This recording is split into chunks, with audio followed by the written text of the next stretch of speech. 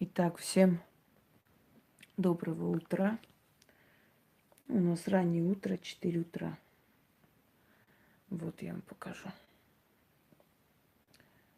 6 минут пятого. И я веду прямой эфир. Я понимаю, что основное количество зрителей сейчас спят, но в любом случае хотелось бы посмотреть, идет ли эфир. Потому что иногда бывает, что помехи создаются с интернетом, и непонятно, есть эфир прямой или нет. Дайте я проверю, собственно говоря, и начнем с вами этот эфир. Да, есть прямой эфир. Моя задача сейчас провести в прямом эфире, подарить вам эти заговоры, а утром уже зрители сами увидят. Да, вот такой я трудоголик. И вы это знаете. Перед вами кукла Реборн. Эту куклу мне подарили, отправили мне из Польши вместе с другими куклами. Это как живой ребенок, очень похожий, и взгляд глупенький. Вообще куклы Реборн делают, согласно фотографии ребенка, берут и просто делают копию ребенка.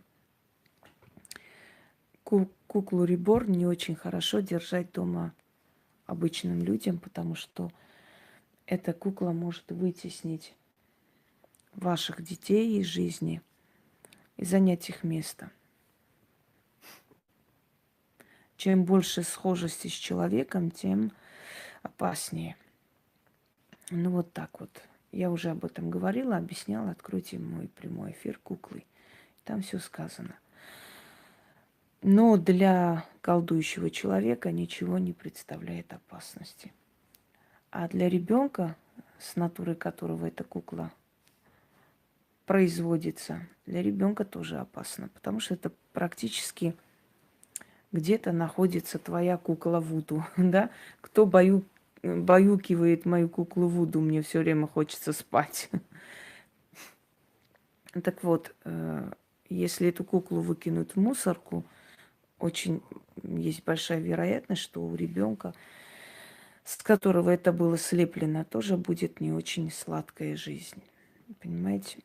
Это все равно, как свою фотографию отдать колдующим. Не имеет значения, люди обладают магией или нет. Здесь вложена твоя частица, если это с тебя сделано. Но об этом сейчас не идет речь. Я вам дарила много ритуалов для детей. Помощь детям, исцеляющие ритуалы для детей, помощь мамам. Я даже сейчас вам посмотрю на своем телефоне, покажу целую серию ритуалов для детей.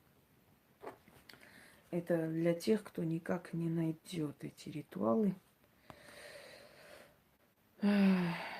Заговоры для детей.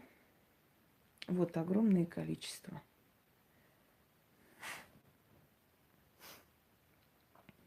Заговоры для детей, исцеление, помощь больным детям, монгольские заговоры для детей. Дальше посмотрим.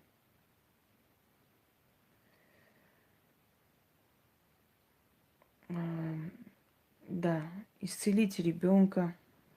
Вот. Ну, некоторые уже бегом идут.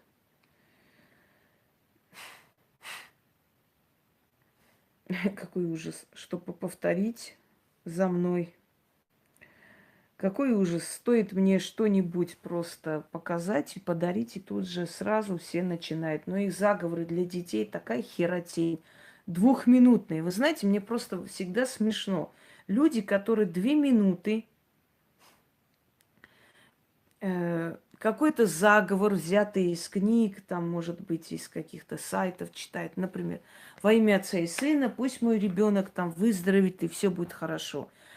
Вот они берут этот двухминутный заговор и надеются на то, что они сейчас прославятся, весь мир о них узнает и так далее.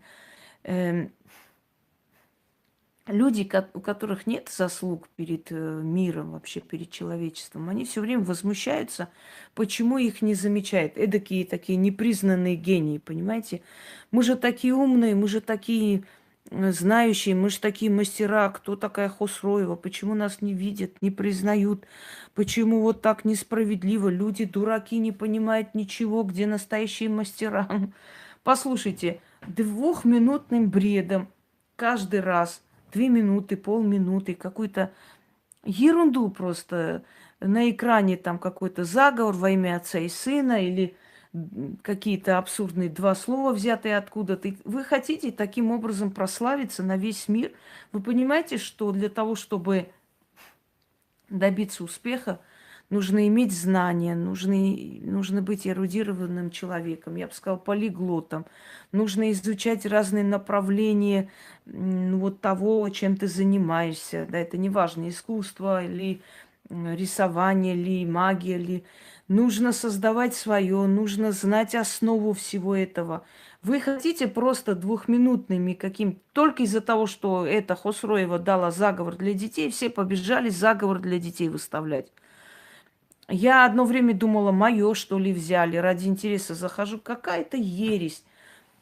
Исцели, боженька, моего ребенка, да будет так.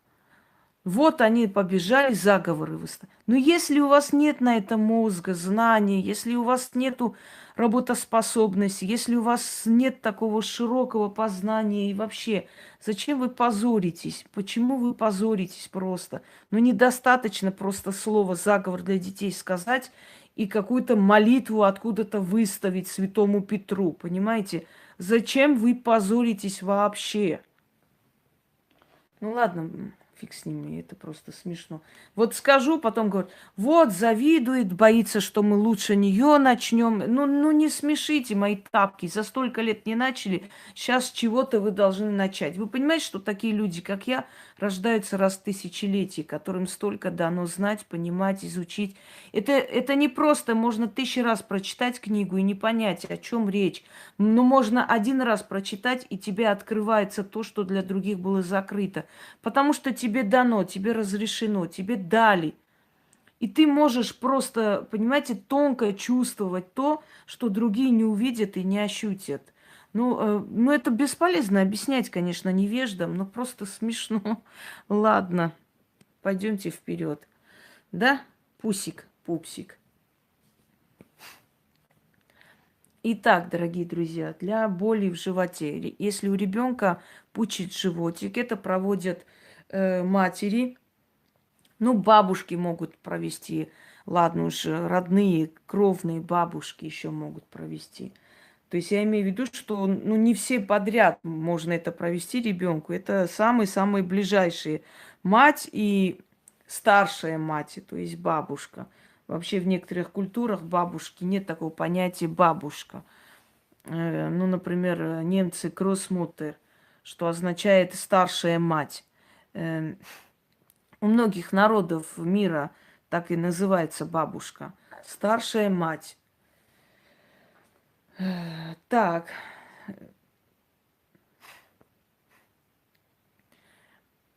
если пучит у ребенка живот, ну, это проводится детям до 15, до 16 лет, собственно говоря. Они еще считаются детьми, у них связь с родителями. Вот болит животик или мучает животик, или крутит, или что-то не то съел.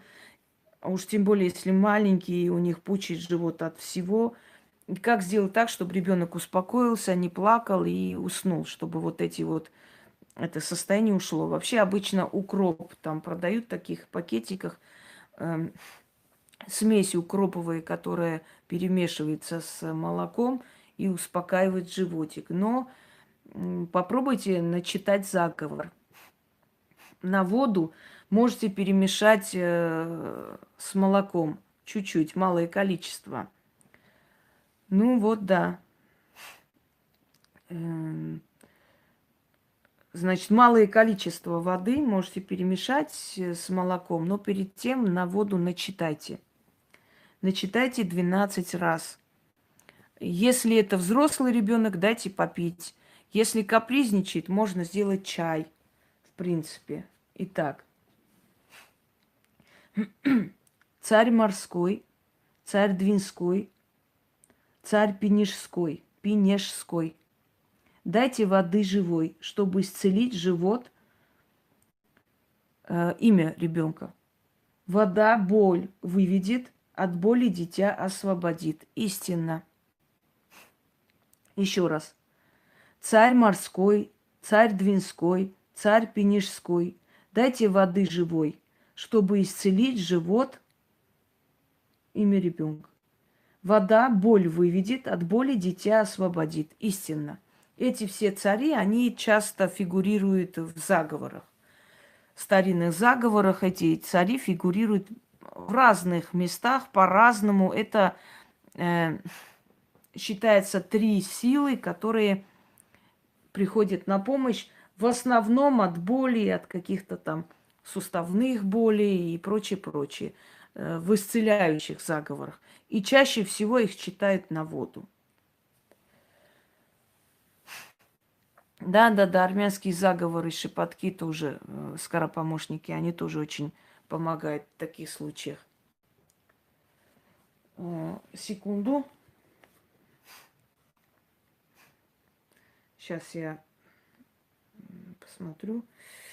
Ой, вся уже в делах, аки пчела. Ну вот шепотки на разных языках для здоровья у меня есть. Тоже можете посмотреть, воспользоваться. Пойдемте далее.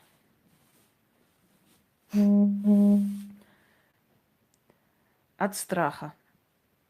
Если ребенок боится спать, если ребенок не любит один спать, если ребенок боится крика, если ребенок все время вздрагивает или во сне боится. Знаете, маленькие дети что-нибудь во сне увидят, вскакивают и как начнут плакать посреди ночи. Вот если это часто повторяется от страха, начитайте над ребенком. Положа руку вот так на лоб ребенку, читайте 6 раз. Читайте столько ночей кряду, пока ребенок окончательно не успокоится, и эти страхи не перестанут преследовать.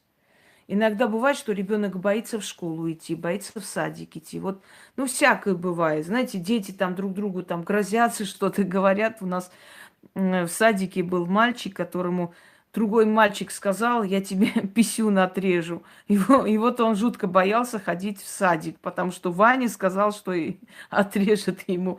Еле уговорили, что это не так, что никто ему не даст и вообще.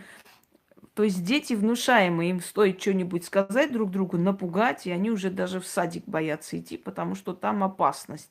И вот, чтобы ребенок успокоился, забылся, чтобы это все прошло, положите вот руку на лоб и читайте 6 раз. Бабка Соломонида водой дитя окатила, страх с него на землю сводила.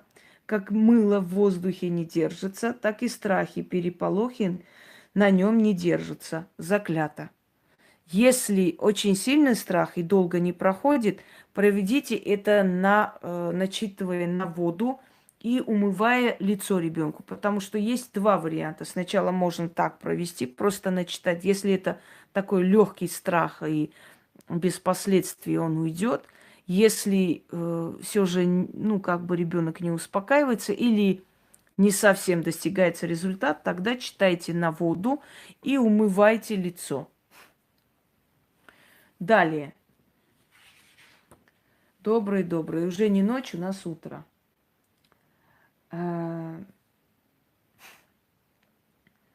Если ребенок плохо себя чувствует, если ребенок истерит, если у ребенка головные боли, если у ребенка дрожь в теле, вот, значит, водите по врачам, и ничто не помогает. Заговорили там от страха, заговорили от сглаза, никак. Вот плохое самочувствие у ребенка, непонятно откуда. Очень может быть, что ребенка сглазили, но вы не можете этот сглаз снять, и поскольку это перешло уже в физиологическое состояние, очень возможно, что у ребенка просто возрастные изменения в организме, и из-за этого у ребенка дискомфорт, боли, жжение и прочее, прочее. Берете ребенка вот таким образом и ноги расставляете на ширине плеч. Ребенка просто проводите, называется, межу. Понимаете, промеж ног. Вот так вот.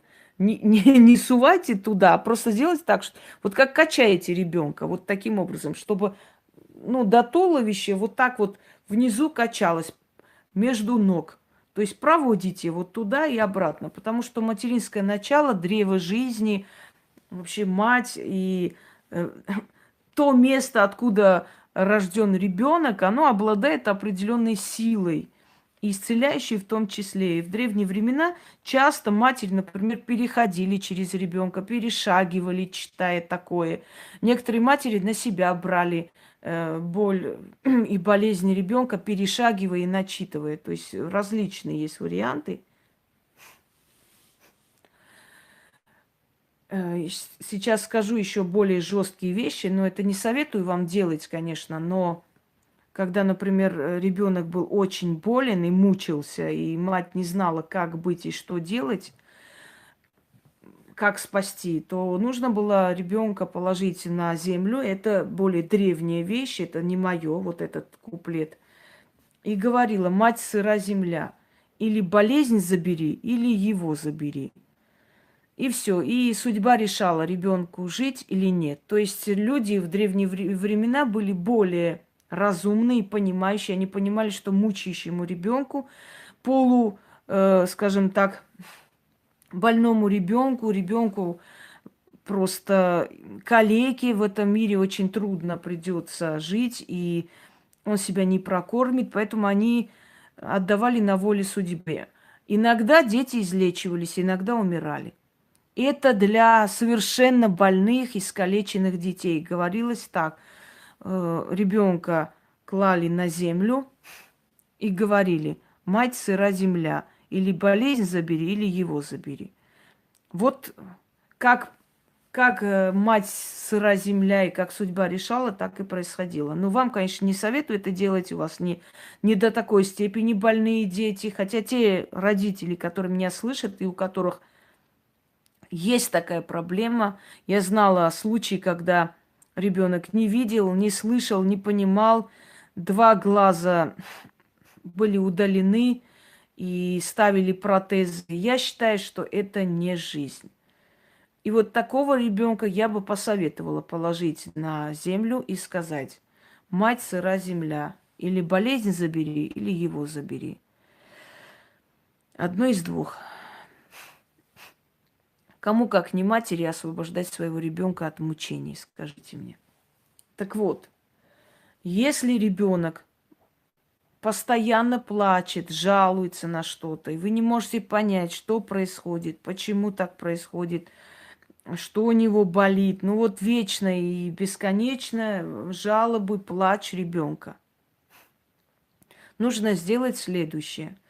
Я уже сказала, взять и, качая, как бы вот так пронести между ног. И 6 раз говорить: я родила, я отходила. Я заговорила, я исцелила. Ножки ходите, голову кормите. Какая мать родила, та и отходила.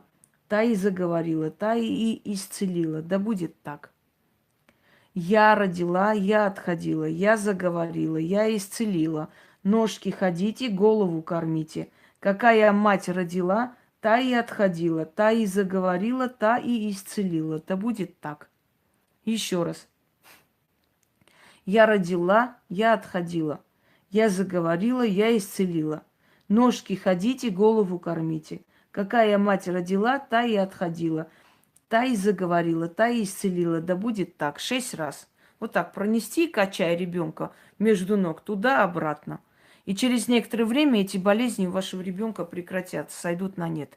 Бывает постоянно то ангина из ниоткуда, то хлюпает, то головные боли, то руки дрожат, то температура вообще непонятно откуда появляется. И вот замучаются родители таскать ребенка туда-сюда и нигде ничего не видят.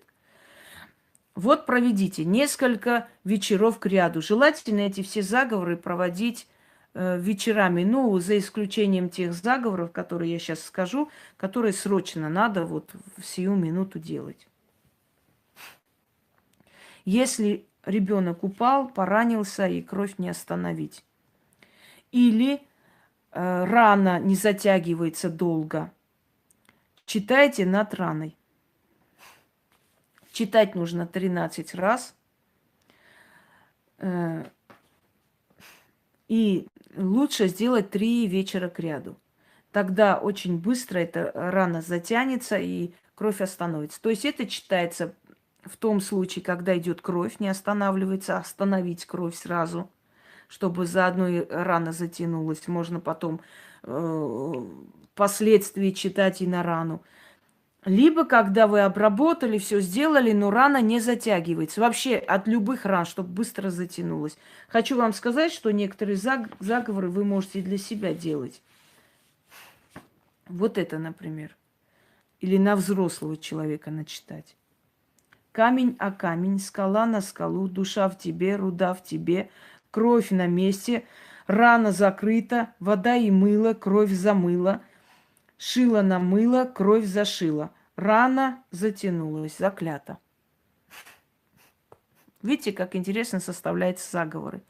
Между прочим, шило на мыло и так далее, оно звучит абсурдно, но оно не ради красного словца и не ради красивого слога здесь состоит. Такие слова использовались в древних заговорах, особенно в славянских. Закрепляющие ключевые слова. Давайте еще раз. Камень о камень, скала на скалу, душа в тебе, руда в тебе, кровь на месте, рана закрыта, вода и мыло, кровь замыла, шило на мыло, кровь зашила. Рана затянулась, заклята. Если это на рану, то 13 раз читать. Если это на остановку крови, читать столько раз, пока кровь не остановится. Вот кровь остановилась, потом начинайте читать на рану, чтобы быстро затянулась и не было шрама. Еще раз. Камень о камень, скала на скалу, душа в тебе, руда в тебе, кровь на месте, рана закрыта, вода и мыло, кровь замыла. Шило на мыло, кровь зашила. Рана затянулась, заклята. Испробуйте. Нежелательно, конечно, пусть у вас не будет таких происшествий, но, к сожалению, бывает и часто. И человек беспомощен в этих случаях. А все остальные заговоры, ритуалы, которые, может быть, можно где-нибудь найти, скажем, старославянские и так далее, их делали знахари. Поэтому взять делать знахарские не советую. Это делали профессионалы, у которых уже, знаете, был опыт, и они имели право обращаться к определенным темным силам. А вам как быть? Вот вам сделать те заговоры, которые я вам дарю, созданные на основе вот этих древних знаний. Если вывих, вот у ребенка вывих, обычно, ну, бывает, что возят к врачу, можно сделать и тогда. Я не советую вам только заговорами, ритуалами лечиться. Естественно, для этого есть доктора, и к ним надо обращаться, надо лечиться, исцеляться, это не обсуждается. Но вот вы повезли ребенка к врачу. Вот врач там исправил этот вывих, но он долго заживает, долго на место становится, да, в любом случае последствия есть. А можно попробовать исправить, если вывих не очень сильный, скажем так, и если нельзя трогать, и он должен сам по себе на место встать, то можно попробовать начитать. Ну, например, на плечо вывих ты ничего не сделаешь на самом деле. Оно постепенно становится на место, потому что там жилы, потому что там кости, и все это переплетено, и делают массаж постепенно, чтобы оно стало на место. Вот делайте массаж, заодно и читайте. Читайте по 20 раз. Дед Назаре, дед Елизаре пришли, встали, да сказали, глаголили. ты вих, не будь так лих.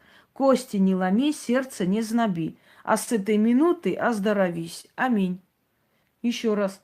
Дед на заре, дед Елизаре, пришли, встали, да сказали, глаголили. Ты вих, не будь так лих, кости не ломи, сердце не знаби, а с этой минуты оздоровись. Аминь. И себе можно читать это, кстати говоря. Ну и взрослому. Здесь есть вещи, которые только детям, а есть, которые, собственно, нейтральны. Дед на заре, дед Елизаре, пришли, встали, да сказали, глаголили.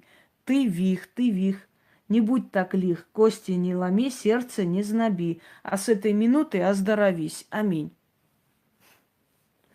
Второе. От вывиха. Конь красный шел и споткнулся, упал. Выхин выхнился. Конь красный встрепенулся и на ноги встал. Вихин на место встал. Еще раз. Это читать можно раз 13, 23, но столько, чтобы была цифра 3 все время. 33, 43. Пока не полегчает, боль не пройдет. И вот так вот несколько вечеров к ряду. Конь красный шел и споткнулся, упал. Выхин выхнулся. Конь красный встрепенулся.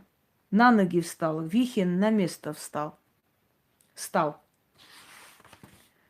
Дальше с вами идем.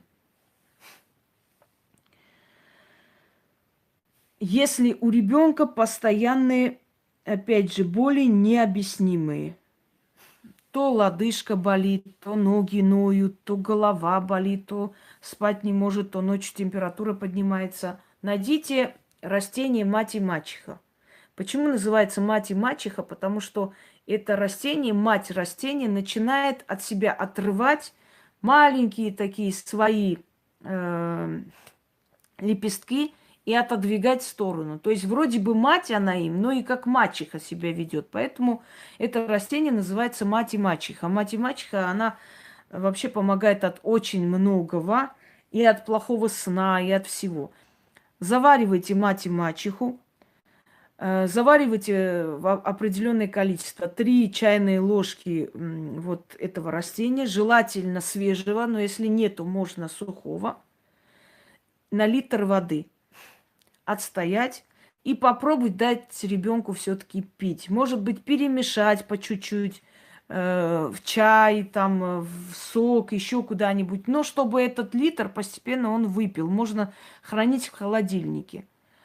Но каждый раз, давая ребенку, читать нужно на вот эту жидкость, то есть вот на эту настойку. Если это для себя, если у вас плохое самочувствие, плохой сон, вы для себя, читайте для себя, но уже называйте свое имя. Итак, читать нужно таким образом, по 6 раз. Мать-мачеха, мачеха ты, мать-мачеха, мачеха ты мачеха. Ты мне не мать, я тебе не дочь. А болезнь с дитя уйди прочь. Аминь. Вот так начитывайте каждый раз и даете ребенку пить. Если возможно уговорить попить, то прекрасно. Но если будет капризничать, значит перемешивайте в чай. Он немножко горьковат, но в принципе можно так заглушить сахаром, какао и так далее, и так далее. Но по чуть-чуть давайте пускай. Когда у него вот эти все синдромы пройдут, не обязательно, чтобы он весь литр выпил, но 6-7 раз давайте по чуть-чуть. И когда уже, собственно говоря, это все пройдет, все, можете остальное вылить. Это не страшно. Нет обязательства, чтобы вы ребенку дали полностью выпить вот этот литр весь. Нет. Но просто вот я говорю, в каком соотношении, в каком количестве надо это заваривать, чтобы вся эта сила растения мать и мачехи вышла наружу. Мать-мачеха, мачеха ты мачеха, ты мне не мать, я тебе не дочь. А болезнь с дитя уйди прочь. Аминь. Сегодня пока столько вам. Я это, естественно, продолжу, эту серию заговоров. Продолжу, но хочу вам сказать, что в начале прямого эфира я вам показала, напомнила, освежила в памяти, какие еще заговоры есть и какие есть ритуалы, связанные с детьми. Проводите, и пусть ваши дети не болеют.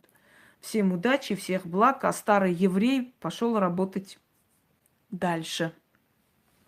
Потому что у старого еврея есть очень много дел. У старого еврея нет времени бездействовать и бездельничать, и сидеть херней заниматься. У него очень много работы. Всем удачи и всех благ.